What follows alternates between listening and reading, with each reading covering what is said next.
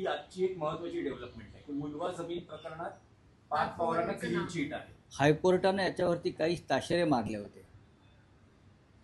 हायकोर्टानं या सगळ्या प्रकरणावरती काही ताशेरे मारले होते आणि ते सहज पुसले जाणार नाहीत. देवेंद्र फडणवीस हे कायद्याचे रक्षक नाही किंवा या महाराष्ट्रात कायदा सगळ्यांसाठी समान नाही, हे साधारण अशा अनेक प्रकरणावरून मला दिसतंय. पार्थ पवार यांनी चौकशीला सामोरं जाऊन क्लीन होऊन बाहेर पडायला पाहिजे, कारण ते आता राजकीय प्रक्रियेमध्ये आलेले आहे, लक्षात घ्या. आणि जेव्हा राजकीय प्रक्रियेच्या मुख्य प्रवाहात एखादा नवीन कार्यकर्ता येतो तेव्हा त्याने त्यांच्यावरती असलेले आरोप, संशयाचं बळं दूर केलं पाहिजे.